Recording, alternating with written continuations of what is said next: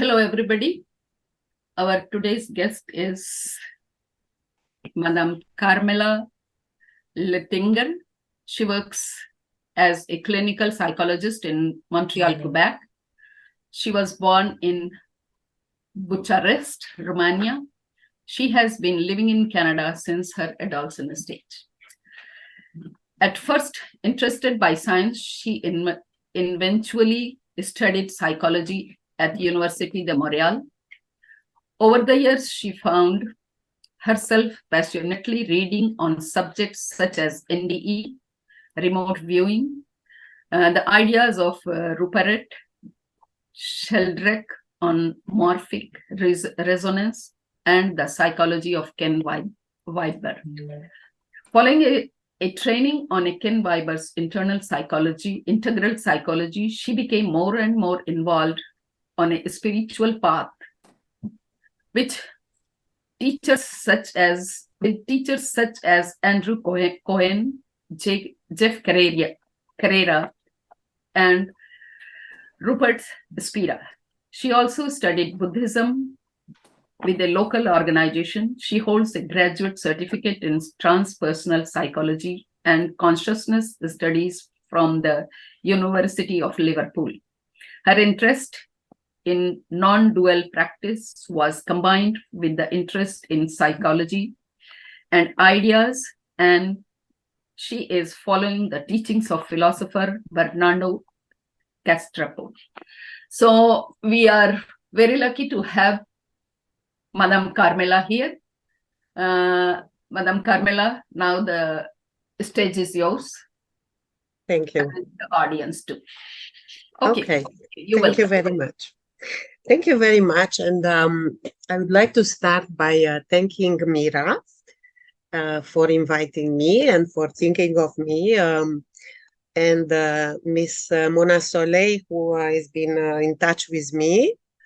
And I would also like to thank Mr. Vinesh Saxena, who I met a couple of times, and he has been the one who started this project with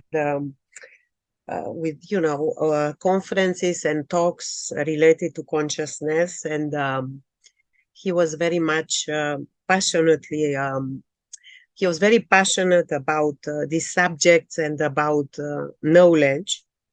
So I think we have been sharing this. Unfortunately, he's no longer in this world, but I think we share this passion, and we do share it also with many people.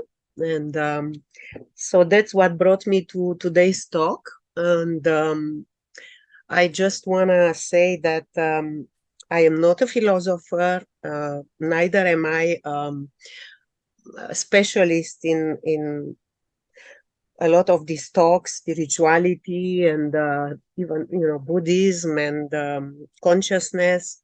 I'm really a beginner, and I just wanted to give a small talk about one of the subjects that I'm passionate about, which is the work of Bernardo Kastrup.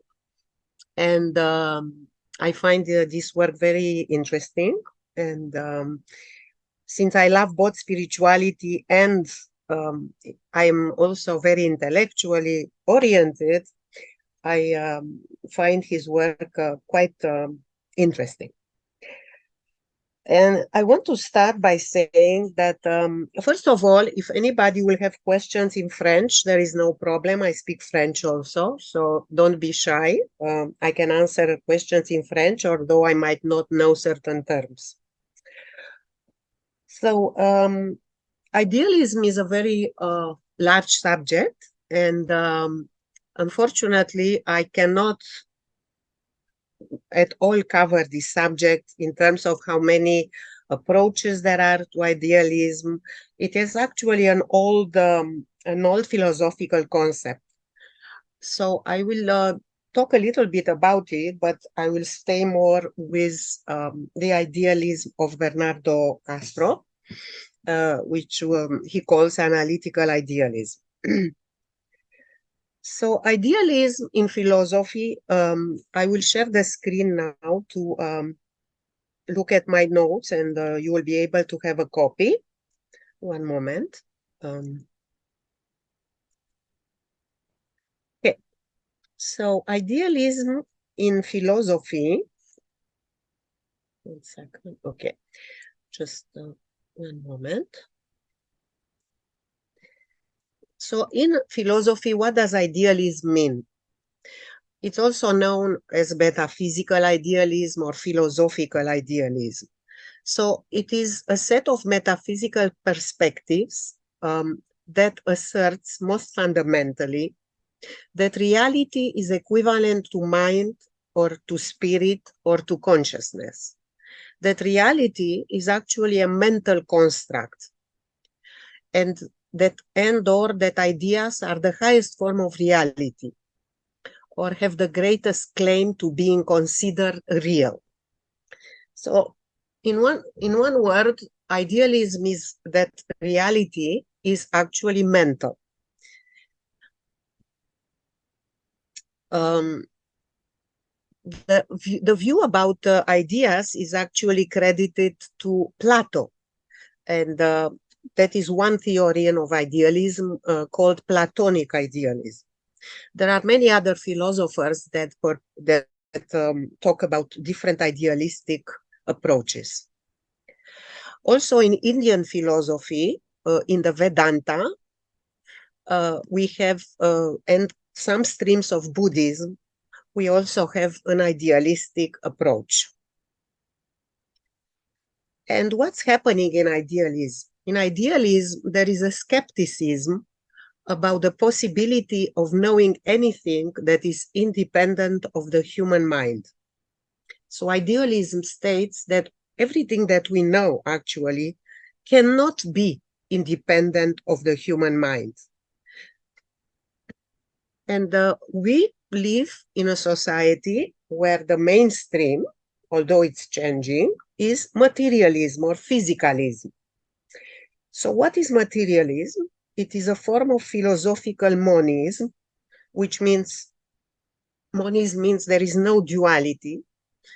There is one reality, material reality, which holds that matter is the fundamental substance in nature, and that all things, including mental states and consciousness, are actually the results of material interactions of material things.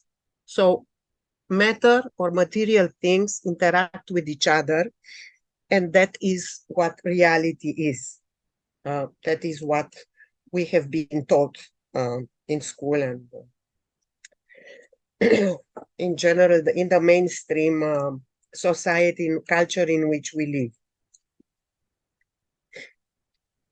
So how I came across Bernardo Kastrup, again, Mira said a few words, by, being curious and liking to read a lot and understand. I think knowledge is one of my passions, like probably for many of you. So I came across Bernardo by reading, and I actually found out that he's one of the most famous or popular philosophers of our times. And I have been listening to his talks and taken some courses where he talks about his ideas. Of course, again, I find them very, very complex. Jackie will go with you downstairs to bring the bag. I think we're hearing someone talk. Sorry. Like here. Many more like we have. I don't know. I think someone is talking in the background. Was there a question or no? Okay. So Bernardo, he's Dutch, and he has 2 PhDs. He's a philosopher and a computer scientist. There will be a bibliography at the end. He has written many books in which he explains his theories and his approach. And you can also see him on YouTube. And he gives also some courses where you on Zoom, where you can listen to questions and answers, and where he explains his theories. And so what does Bernardo say? He says that his idealism is called analytical idealism. So what he says that I propose an idealist ontology that makes sense of reality in a more parsimonious and empirically rigorous manner than mainstream physicalism, bottom-up panpsychism, and cosmopanpsychism. These are other approaches to what reality is in philosophy. The proposed ontology also offers more explanatory power than these three alternatives, in that it does not fall prey to the hard problem of consciousness, which is the combination problem, which actually what it is how do entities or matter combine to form more complex forms and to arrive at consciousness. So according to Bernardo, there is only cosmic consciousness. There is only one consciousness, cosmic consciousness, and we, as well as all other living organisms, are but dissociated alters of cosmic consciousness, surrounded by its thoughts. The inanimate world we see around us is the extrinsic, which means the outer appearance of these thoughts. The living organisms we share the world with are the extrinsic appearances of other dissociated alters, and I will explain. So another of his quotes is, "The brain isn't the cause of experience for the same reason that lightning isn't the cause of atmospheric electric discharge, or that flames aren't the cause of combustion. Just as flames are but the image of the process of combustion, the body-brain system is but the image of localized experience in the stream of universal consciousness." So, in other words, is that the way things look does not mean that that is how they are in reality. Because we can interpret and we give names to situations or to things we observe, but what are they really in themselves? For example, for many, many years, and we still do that, we call the morning when the sun rises, and the evening when we observe the sun sets. We call it sunrise and sunsets. But the human mind is not that reliable, because actually the sun doesn't set and it doesn't rise. It's the earth that turns around its axis. But culturally, we call it like this. But what we call it is not exactly what it is. And language comes also to be a symbol that we understand each other with, but does not necessarily represent reality as it really is. Okay, so I think that's very important to realize and keep in mind that what the human mind observes and language is not necessarily how things really are in themselves.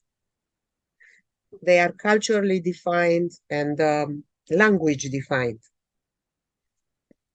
And sunrise and sunset are just an example of this, of the way we use language, and not always describing things as they are in themselves.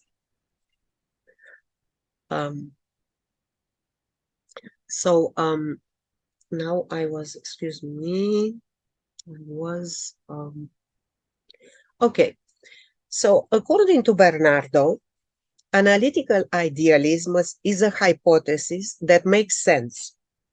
In other words, it is a hypothesis that can explain things, according to him. The question, again, we talked about sunrise and sunset,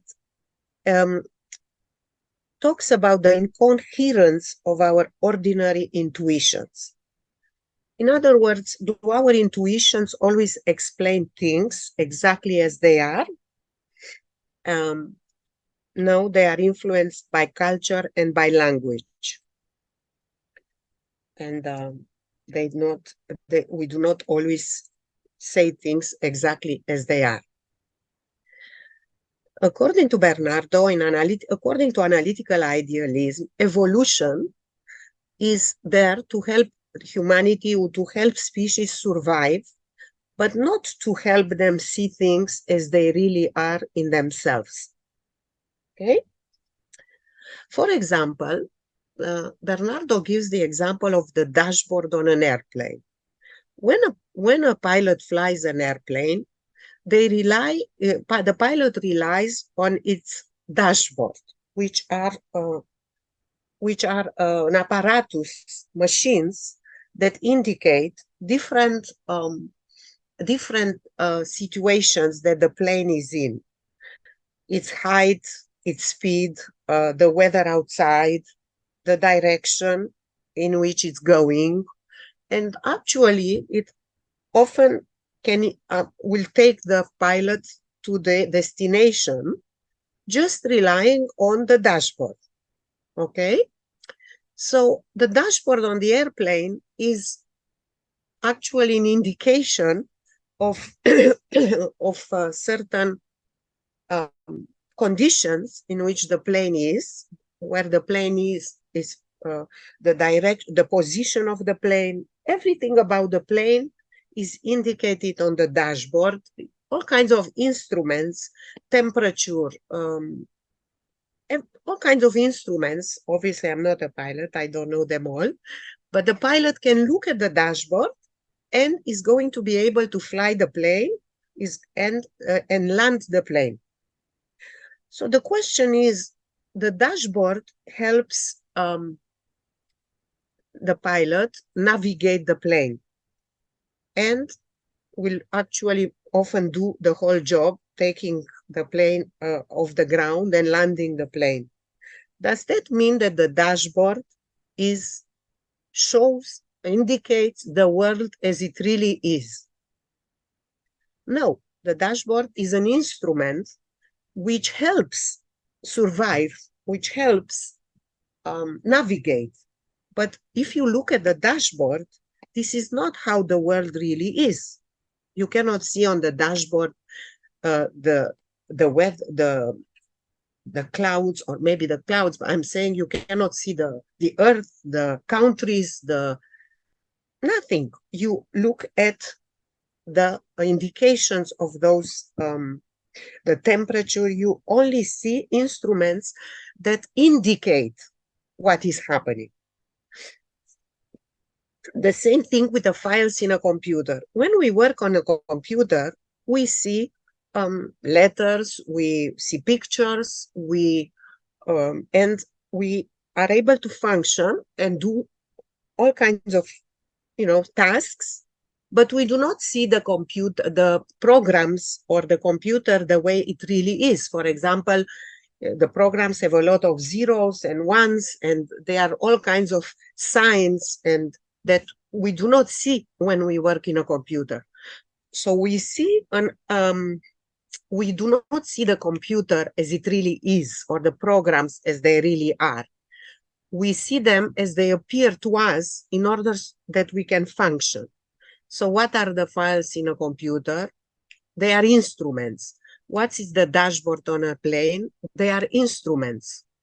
Even when you see a picture of someone, let's say, on the computer, and if you approach very, very closely and more closely, you will see a lot of small pixels, a lot of little pixels, and but this is not what we see. This is not when we recognize someone or see a face of someone, we do not see the little pixels that make up this picture. So what we see is what we need in order to function, in order to thrive, but not how things are exactly in themselves. So what Bernardo is saying, what analytical idealism is saying, is that the physical world is the instrument, just as the dashboard on an airplane is the instrument to navigate a plane. The physical world we see is the instrument through which we navigate our lives.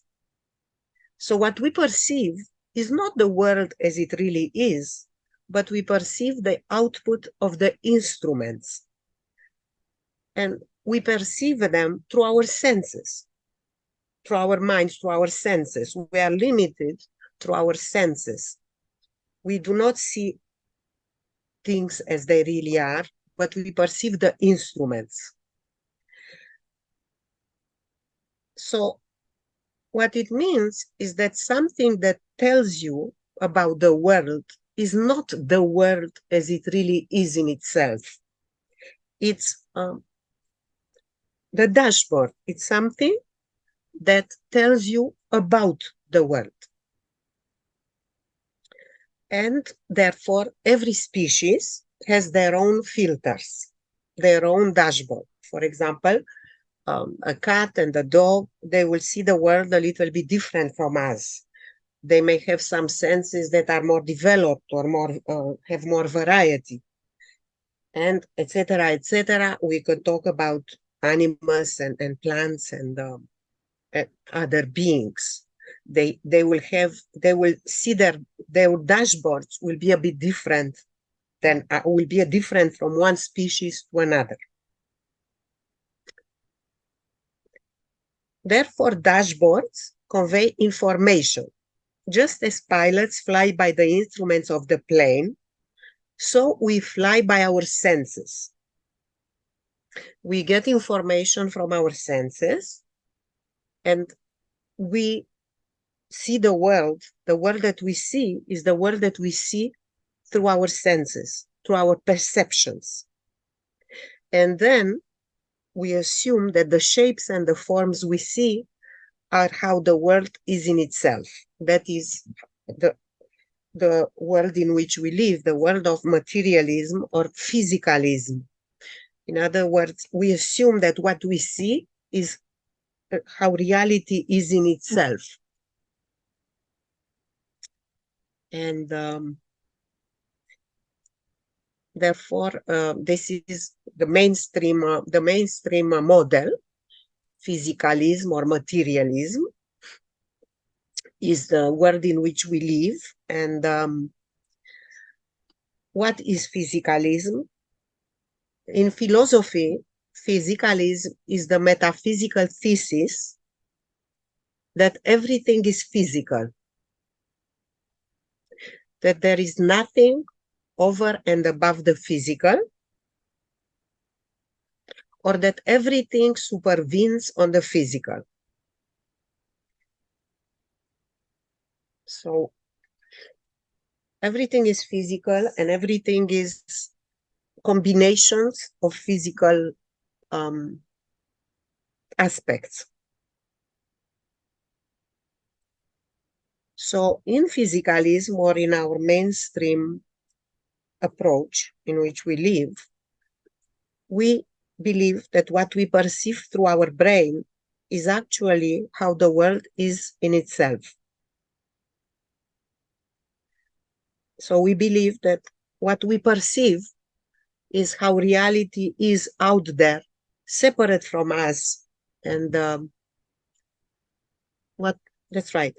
What we perceive is what reality actually is.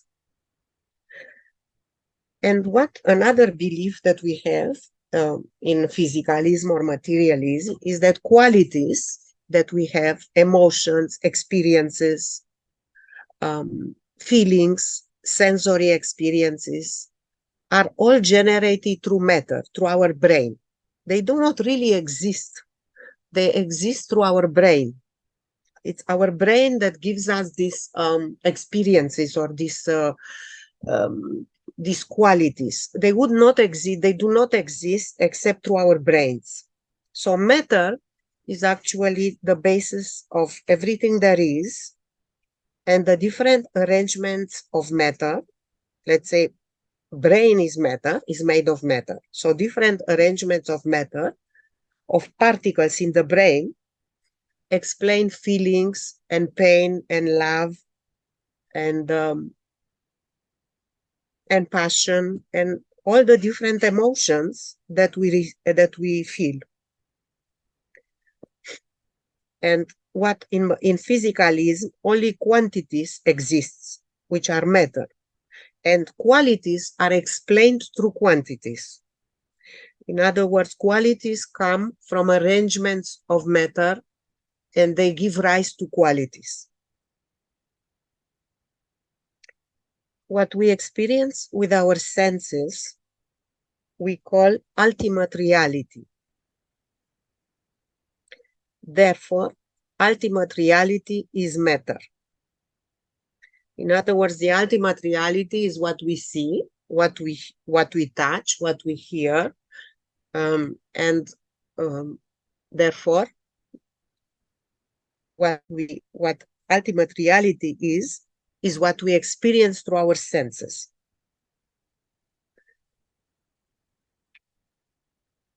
But what we have observed, actually, what has been observed, is that a reduction in brain activity is accompanied by an increase in the richness and intensity of experience. And I give an example of near-death experiences. And there are many other examples. For example, there are after-death experiences that are remote viewing and other experiences that the mainstream society calls paranormal, but which millions of people have had. For example, in near-death experiences, the brain is functioning, almost not functioning at all.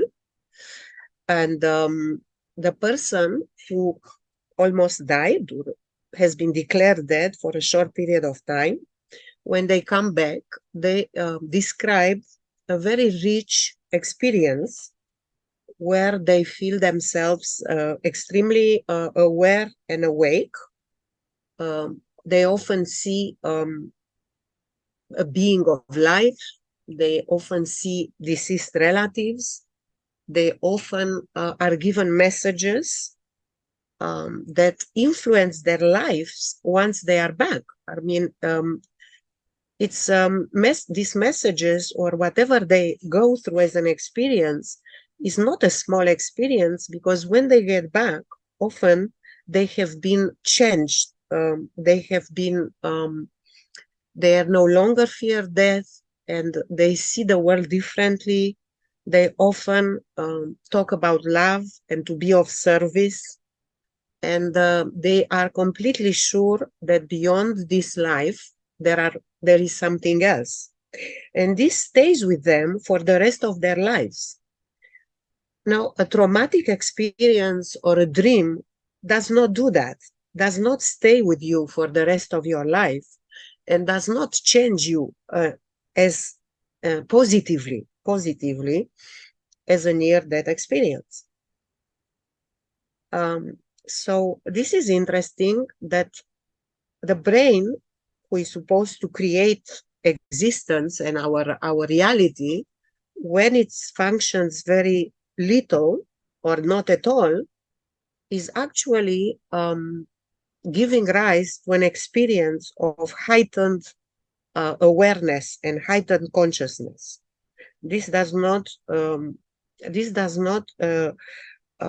work in the physicalist, materialist model of reality, and often it is dismissed by scientists, or it is not talked about as being as important as other experiences. So, are there any questions until now? been talking for a while. If there are any questions, please do not hesitate. I will do my best if I can answer them, to answer them. No, I don't know if I see people, if I'm seeing people that raise hands or anything. No. Okay. I don't think so. Okay. So, well, if there's no question, we could take a small pause, yes, a that would little be- 10 minutes pause before we continue, if there's no yes, question, if you want. we'll do that. Sounds good. So we'll see you in Okay, that's great. in 10 minutes. Okay. Okay. And Oh, there is a let's question. see, right now it's see you. Okay, let's go for the question. Yes, I have a question. It's okay, I will go with Cheryl first. Cheryl. Yeah, If I can- Cheryl, please unmute your micro. Okay, can you hear me? Yeah. Yes. Okay. You might be talking about this later, but when you talk about the brain functioning, I wonder what's your view on what happens with dementia when the brain stops functioning? What is the reality then? Yeah, I don't really, I'm not qualified really to answer this question, but I remember that Bernardo once was asked this question, and he what he said is that because in dementia, the brain, because obviously, and I will say later, our experiences are correlated with the brain. So the brain does not create experience, but experience is correlated with brain function. So when the brain doesn't work well, then certain functions no longer work. So let's say the person will not be able to talk, will not be able to walk, or will not be able to express themselves or express maybe memories and so on. But that does not mean that the person is not conscious. The person may be conscious, but not able anymore to function in society because their brain or filter is not working well. So the person can be conscious. Now, are they meta-conscious? In other words, do they realize cognitively what is happening to them? I don't know, but they are conscious. And I'll talk a little bit more after about, consciousness. Consciousness doesn't necessarily mean, consciousness means being aware, but it doesn't mean necessarily being aware of being aware. So from my understanding, dementia could be a person who is conscious but can no longer express through their brain, the functioning of their brain. They can no longer express themselves, and therefore the person who is listening or receiving can no longer communicate with the person who has dementia. But again, I am really not, it's a most interesting subject, but I'm really not that knowledgeable. But this I have heard him talk about. Okay, thank you. You're very welcome. But later I will explain a bit more about his theory. So we'll see you in 10 minutes. Yeah, there's just another question, Carmela. Mary. No, I didn't see. I'm sorry, because she's present here with me, so you couldn't have seen her. Oh, okay, sorry. Her name is Mary, so I'm going to let her ask you your question and let me know if you can't hear properly. Sure. Okay. Can you hear me, Carmela? Yes, I can hear you, yes. Okay, my question is this. Today, in the materialistic world, scientists will only believe in what they can see under the microscope, right? So in NDE, how can an NDEer prove that what he's experiencing is real? Because you can't. Can you put probes on the brain and prove that the end ear is seeing real Absolutely. reality? Because what they say is, oh, that's just hallucinations, or that's just the That drugs, is right. or that kind of thing. Yes, but the answer is this. The answer is the following. Science is a limited domain, and what science does is measure, actually even wrote, science measures what is visible, right? Yeah. This is what actually science does. Because even when you use, let's say, a telescope or a microscope, you still measure what is visible, except that you make it very big or very small. So science is very useful because it uses measurements and it helps us navigate through the world that we see, that we can measure. The moment we deal with something that cannot be measured by science, unfortunately, from what I have read, again, I am really not an authority, our society has been dominated by the approach of scientism, which means that science has the last word about human life and about experience and about everything. But science does not have the last word. Science is a limited, extremely useful tool to navigate the world. So in other words, if science cannot measure someone, how can, if we just even look at the question, how can science measure experience? Experience is being. What science does is measurements. Our experience is the experience of being. How can science measure the experience of being? It is impossible. Therefore, when someone talks about their experiences, often people say it's a hallucination. But how do you know it's a hallucination? Just because you cannot measure it? See, so therefore we have to, the whole point of analytical idealism and this approach is that we need to change the way we look at life and reality to make it much larger and much more, with many more possibilities. Because if we stay with science, then look what's happening in the world today.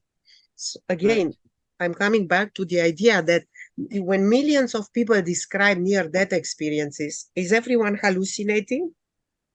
See, that's something that one can question. The whole purpose is to question and to have an open mind, and to wonder if what we learn is really how things really are.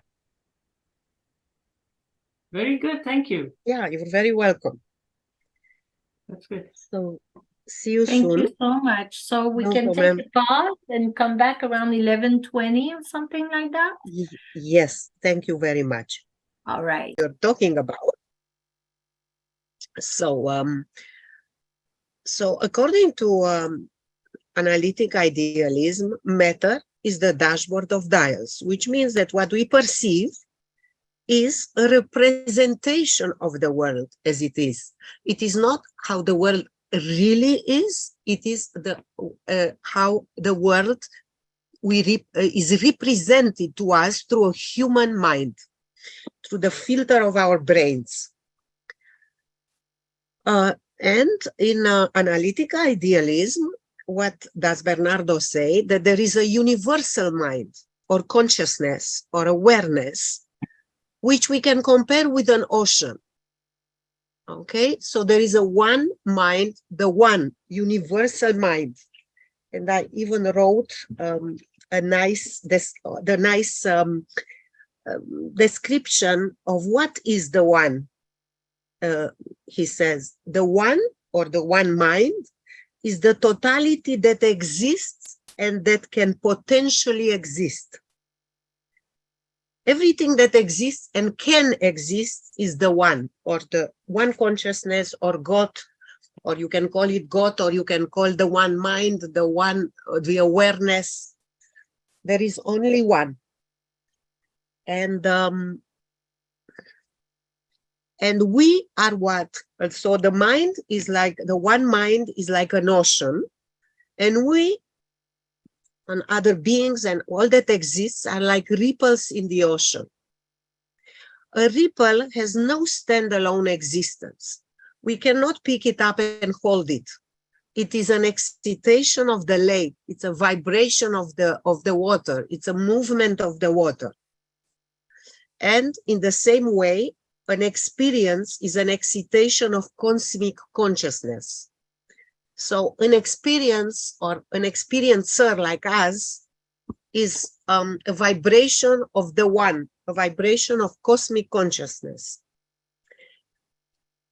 And we humans are like the ripples in the ocean. We share the same world and the same ocean, which is cosmic consciousness. And again, talking about science, physics and science study the behavior of nature. They do not study what nature is. They study how nature behaves. They study,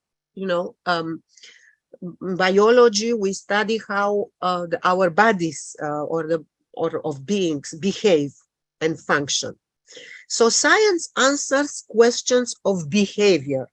It does not answer questions of being, of the meaning of life, of what reality really is.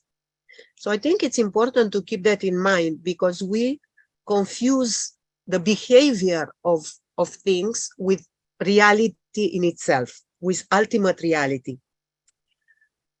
And as I said, our experience correlates with brain function. So when we have certain experiences that can be observed in certain areas of the brain when they are measured. And in our materialistic approach, we explain this by saying that that area of the brain is what creates this experience. We do not say that experience is correlated with that area of the brain.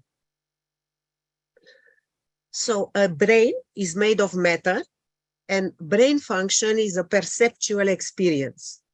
But we are culturally conditioned to consider it reality and the origin of our mind. So we were told that reality is made by the brain, and the origin of everything that we experience comes from the brain. And I'm making some, Bernardo is talking about certain examples that make us reflect on that. For example, when we are caught up in dance, in a dance that is very beautiful, what is the dance? Is the movement of the dancer. Like the ripple in the water, the dance is the movement or excitation of the dancer. The dance does not have a standalone existence. And again, in Buddhism, the self does not really exist as an entity separate from the all.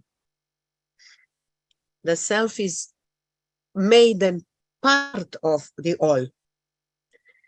It is not something we can pick up and separate from everything that exists. So in analytical idealism, experience can be reduced or explained in terms of the excitation of the experiencer. I should have put experiencer. I'll make the correction. And who is the experiencer? The experiencer is consciousness, the one consciousness that is everything that there is. So far, so good. If there are any questions. So Bernardo is trying to then make a hypothesis and explain, okay, but how does the one consciousness become, individual parts or ripples? How does this happen? Because, in materialism or physicalism, we still do not have an exact answer on how the brain or the matter that the brain is made of, how does it come together to produce experience. But Bernardo is trying to find an answer and try to explain how these appearances come about from the one consciousness. So he uses an example. He says, well, we have an example in nature, that nature does that. Okay? What does nature do? Well, nature is dissociates. And he takes an example from psychology, from psychiatry, which is, you maybe know of it, which is multiple personality disorder, which today it's called dissociative identity disorder.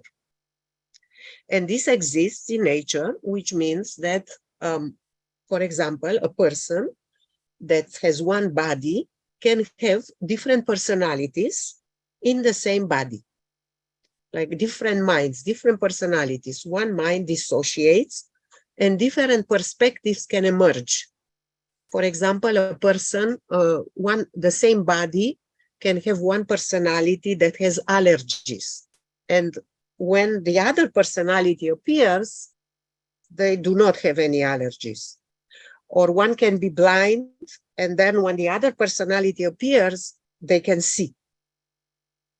So therefore, this dissociative identity disorder, I'll talk a little bit more about it, two or more distinct identities or personality states are present in the same body, each with its own relatively enduring pattern of perceiving, relating to, and thinking about themselves and the environment.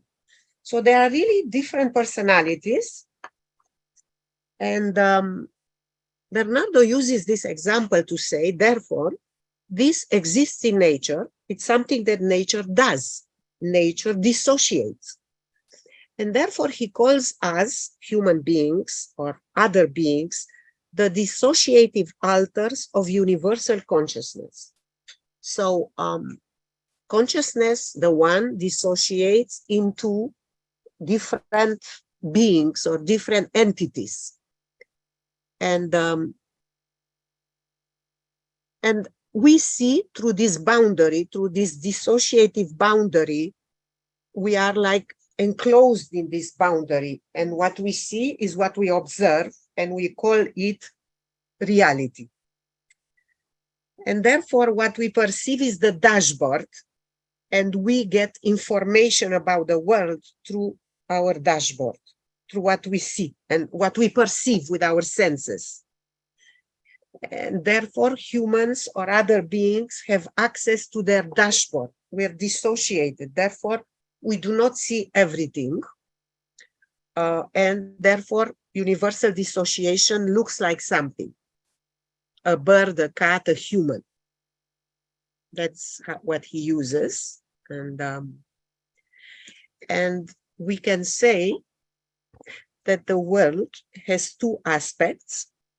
It has the aspects of its essence, what it really is in itself, and it has its appearance, how we observe it and how we look at it is not exactly what reality is in itself.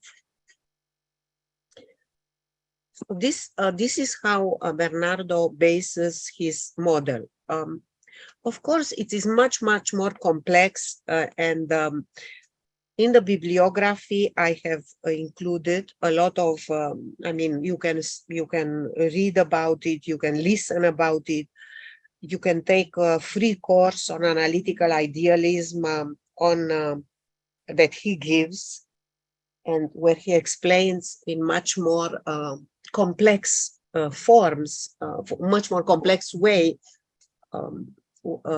this theory. I am just, giving a small look, you could say, a small, une petite perception of what I have understood and I have studied. But there is a lot of information and a lot of material. And again, when we talked before about science and near-death experiences, it is also what is science? It's physicality, and what is that? It arises from measurement. The way we see the world arises from measuring the world. We measure the world and we think that this is ultimate reality, and that all our inner experiences and intuitions and inner and what we feel is all comes from material, from physical chemicals getting together and forming brains, and then forming us, and then everything else, it's just material and has no inherent meaning, because in physicalism and in materialism, the universe is just appeared and has no real meaning. And in other words, what Bernardo talks about is the importance of our inner lives. There is the exterior or extrinsic appearance of life, but there is the inner life. And we do not learn to count as this inner life as being very important, or being our real identity. So, and for example, when a child is born, the first years, what does the child have? They have experience. They live through their experience, through what they experience, and then they learn the theory. That's why I said at the beginning, mostly nature gives us experience. The rest is theory. So the way we interpret our experience is crucial to our lives. And then there is also, of course, which I will not go into, that there is the physics, quantum physics, and all that it implies, which is getting actually more and more closer to the same approach, that the world is mental. And apparently there are articles in physics which talk about this conclusion. But I'm not really a specialist of quantum physics and physics, but we all know the basis of quantum physics, which is that the observer collapses the wave function and it becomes, it looks solid, it becomes a particle. So this is something that is related to idealism, that the world is mental. So then I thought about, the implications of idealism, and also, of course, the consequences of physicalism or materialism. Because the world in which we live, again, the mainstream, I'm not saying everybody is a physicalist, but there are consequences of physicalism. We have lost the idea or the feeling of not the feeling, but the idea of transcendence, loss of meaning, loss of identity with something higher. Our lives are mostly related to our achievements and our accumulations of goods, of material goods and achievements. The inflated importance of the individual and its ability to control its life, and we have this idea that we are in charge, that we are responsible for our everything, and that we should know how to make everything be the way we want it to be, which is really a myth. And therefore, if we look at idealism, where there is the one consciousness, or that the world is mental, and that there is one consciousness that we could call awareness or nature, or some call consciousness, awareness, nature, or God, then there is more to reality and to existence than one we perceive. So that's, to me, that opens up my the way I look at everything, there are many possibilities. Like Bernardo said, reality, the one is the totality that exists and that can potentially exist. Everything can exist or can exist. Therefore, our consciousness and our minds are much, much larger than we assume to be. Another very important point that he makes is that life is not about me, that we come to the understanding that we're not here and it's not about us. There is something much bigger going on, and nature or consciousness has the upper hand. And I think we've been seeing it this summer with everything that's been going on in nature. And we've seen that really man is not able to dominate nature, but we should be listening to nature rather than think that we are in charge of nature.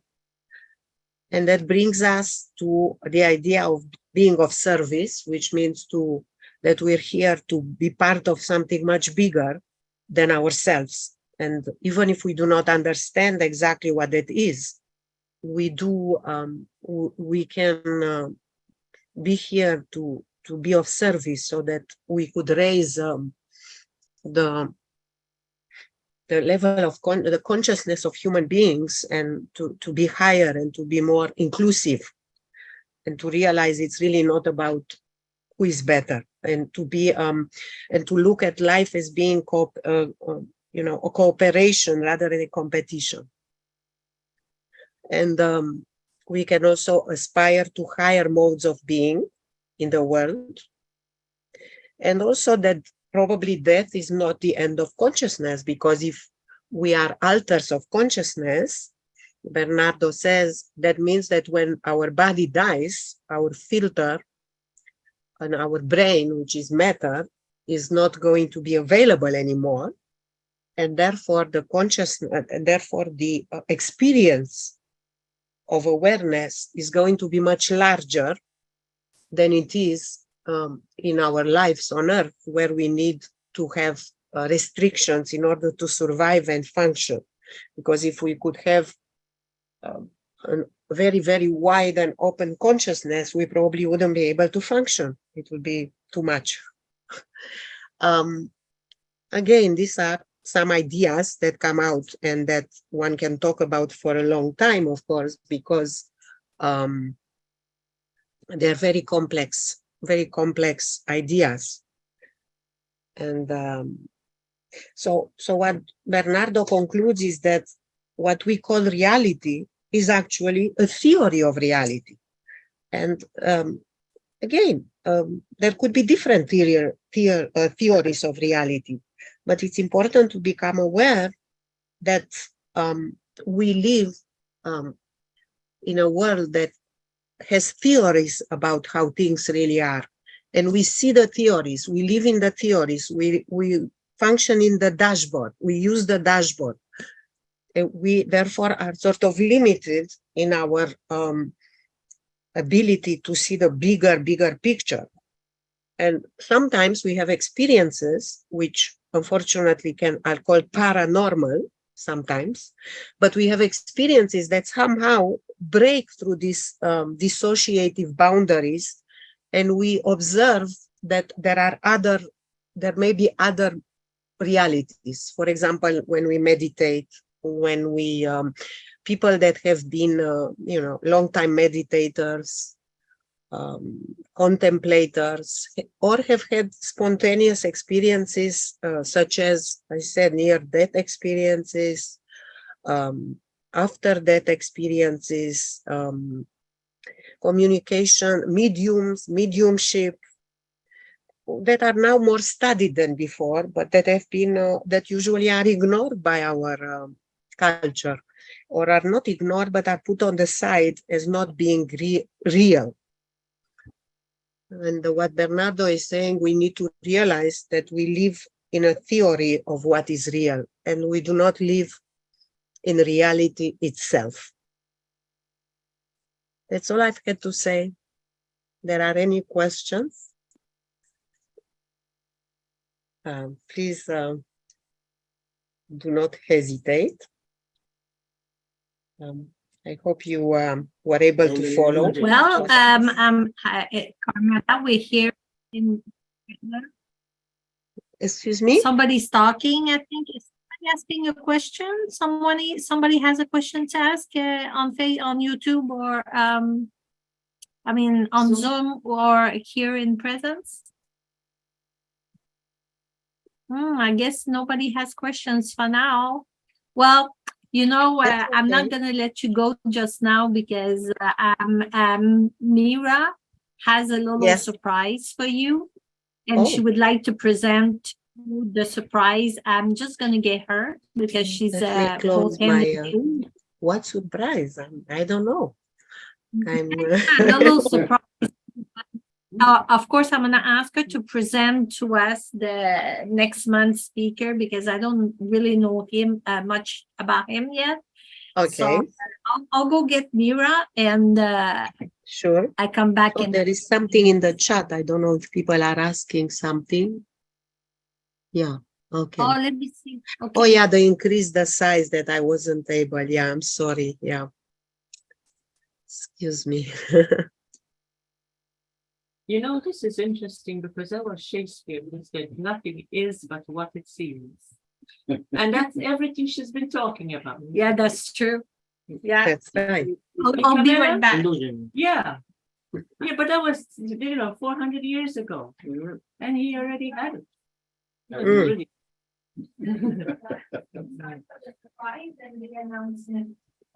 So just sit here, please. Close this chat. Minimize. Oh, I lost something I did.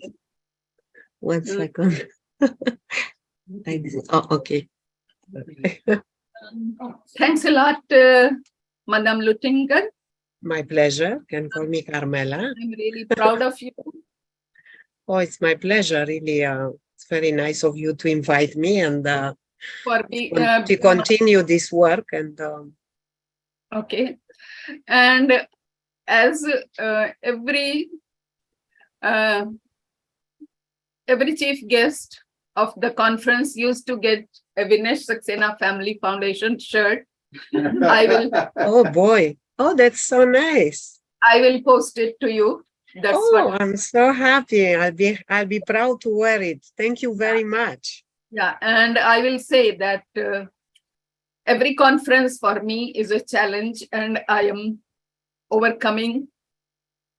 And these things are my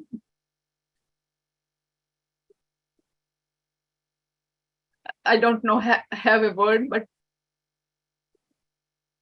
these things are letting me pass my days and continuing the legacy. That's what is my aim. I don't have children, grandchildren to see growing up, getting married, graduating. So this is my only hope. And I need everybody's presence, everybody's support in my whole lifetime. That's what I will say. Thanks a lot. Thanks a lot. My pleasure. And continue the wonderful work you're doing. And I think, even grandchildren and children do not replace the importance of this work. And anyway, we do it for them also, for the generations to come. Okay. One doesn't have to replace the other. And yeah, I think actually the weather and all other conditions, I was thinking that if you would have been here, it would have been very good. But you are coming from there. What will be the situation? What not? All those uncertainties. I thought Zoom will be okay too.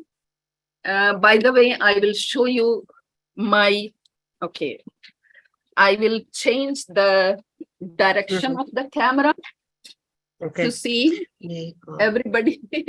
So yes, here it's Mona. Oh, she doesn't see me. Here, let me help you. Gallery, of course. Roll the camera so that here, go in front of me. I'm gonna help me right here. Okay, this is me. Can you roll? No. It's gonna, okay, there we go. I got it. Okay, yeah. Yeah. Okay, now you'll see. Yeah, Je pense que oui. Oui, okay. Mm. She's Diana. Oh, yeah, I saw her. Yeah. You see her. Sorry, you too. Yes, my name is Zora. So Come here, come Mr. close. Sohi. You can see. it's a Videsh Shiksara Yeah. and a good friend of him, and I appreciate what Meera is doing, and he's keeping whatever he started and doing good thing for the humanity. That's what I believe it is good for humanity, good for the environment, good for the whole all the life works. Thank you very much. I appreciate it. Thank you very much for sharing with us. And myself, I believe we are living in, I'm an immigrant. So I don't belong to Quebec or Canada 100%. But I believe we are living in a global society which is in a big moral crisis and a conscience crisis. And when you said idealism could imply life is not about me and should go to be of service, I believe you could really solve the problems. I don't know how, but if you could spread this at higher levels, I believe you solve the problems because the problems are very sad. So thank you very much for sharing. Oh, my pleasure. Thank you for being there.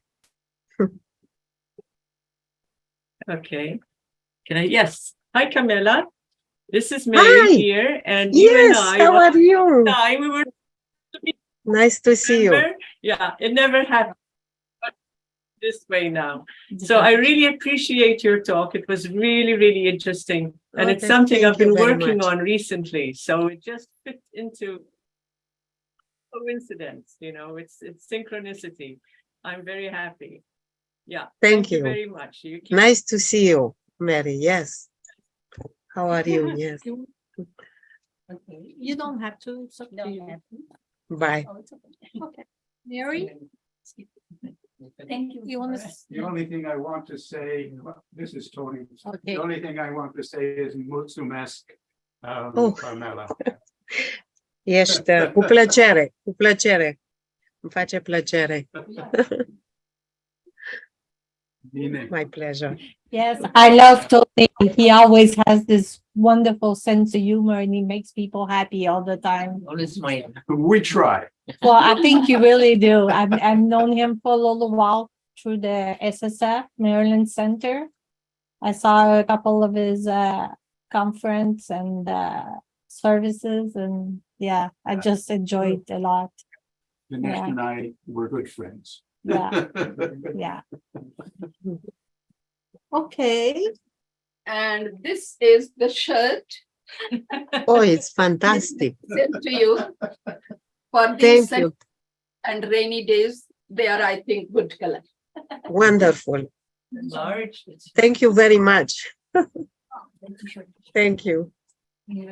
Well, it was wonderful. Thank you so much, Carmela, for sharing your soul and your light with us. It's very appreciated.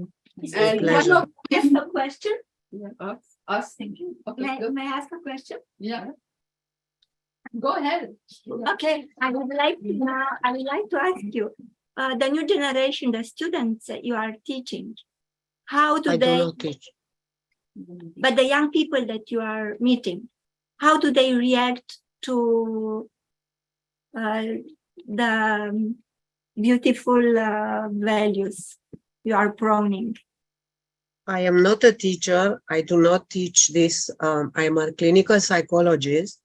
This is, and I work with individual clients. This is a passion of mine, spirituality, philosophy, and, discovering a new way of being in the world. Unfortunately, I should have studied philosophy, but I didn't. So I'd be a teacher. but I am not a teacher. So I do have some groups which I belong to where we talk about this, these ideas, and we share them, but I am not a teacher. Bernardo is more of a teacher, and in the document you will see plenty of information that you can read about, talk about. He also has a foundation where you have articles, where articles are posted from different spiritual teachers, philosophers, and really amazing work. And you can also take courses with him and others. So I am not myself a teacher, and unfortunately I cannot share this with that many people.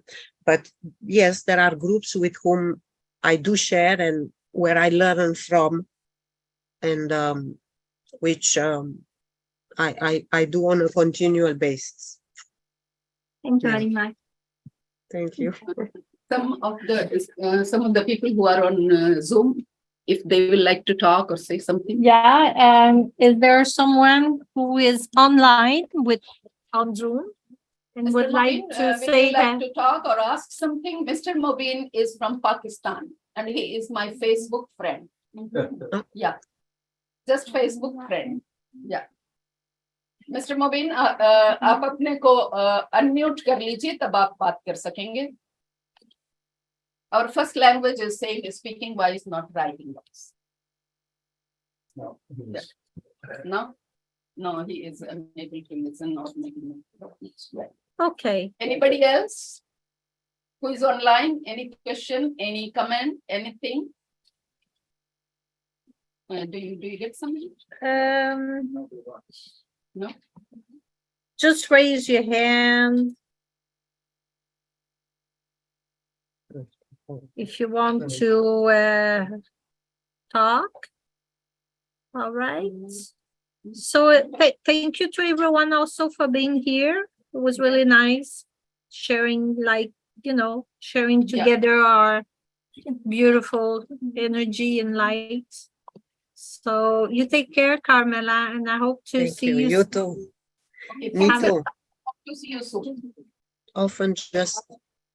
It's often just something you intuit, or you can try to bring up a subject and see if the person is going to show interest. For example, you can ask a person if they are interested in spirituality,